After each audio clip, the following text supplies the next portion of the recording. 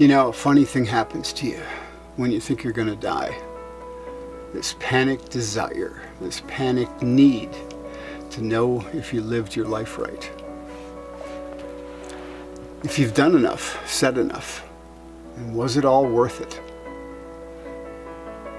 And we all have these chances to wake up and change the course of our lives.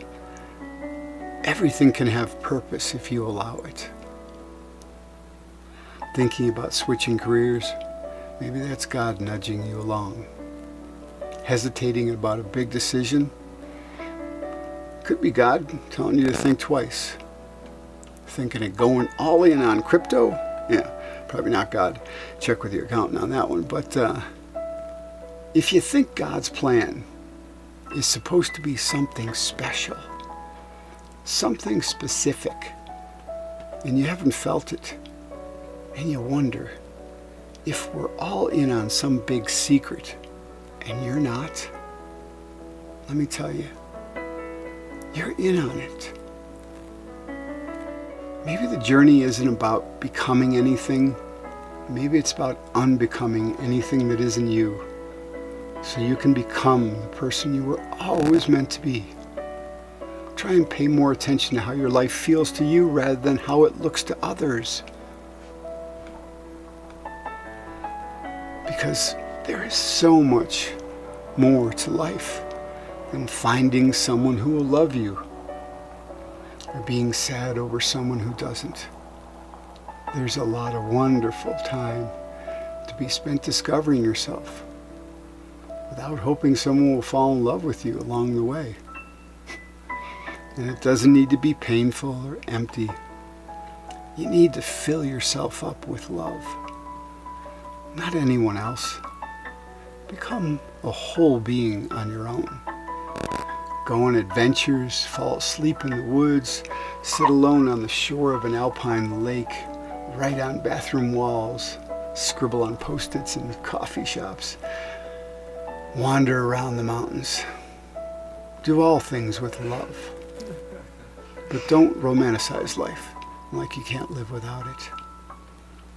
Live for yourself and be happy on your own. It isn't any less beautiful. If you want to be happy, do not dwell in the past or worry about the future. Because no amount of regretting can change the past, and no amount of worrying will change the future. It's nothing to die. But it's frightful not to live.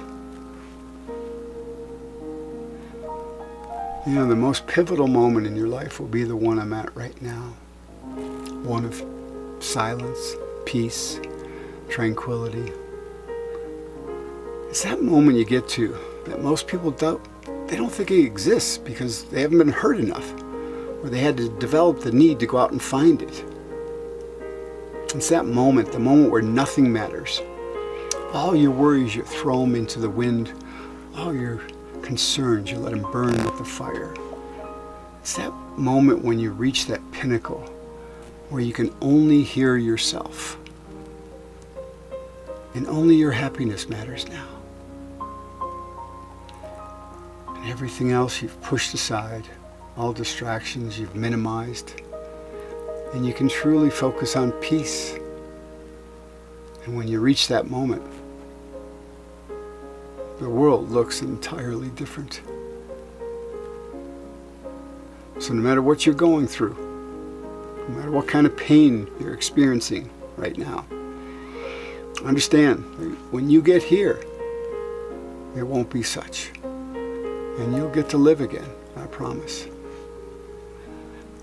You know, this passage conveys a very powerful message about finding peace and clarity amid life's challenges.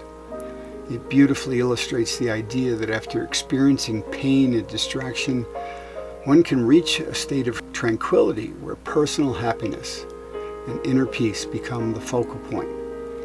Moments of profound silence and self-reflection often lead to transformational insights and a renewed sense of purpose. The greatest sentiment expressed by the Latin term carpe diem. Seize the day. Gather ye rosebuds while ye may, for we are all just food for worms. Believe it or not, every one of us one day is going to stop breathing, turn cold, and die. Full of hormones, just like you. Invincible, just like you feel right now. The world is their oyster. They believe they're destined for great things. Their eyes are full of hope, just like yours. Did they wait until it was just too late to make from their lives one iota of what they were even capable of? Because you see those boys, they're fertilizing daffodils now.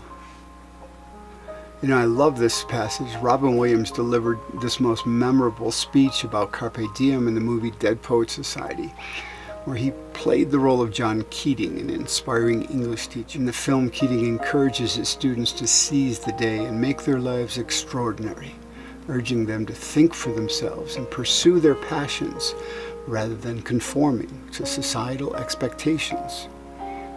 The essence of Keating's Carpe Diem speech revolves around the idea of living life to the fullest, not letting opportunities pass by, and embracing creativity and individuality.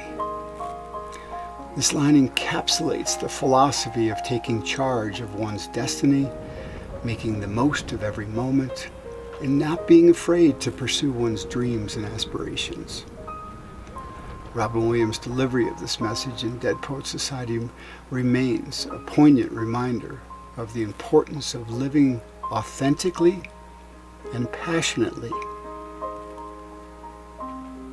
For we are all so frightened by the passing of time, the way it moves on and things disappear. And that's why we're photographers. We're preservationists by nature. We take pictures to stop time, commit moments to eternity. Human nature, make tangible the moving image, the most powerful form of communication.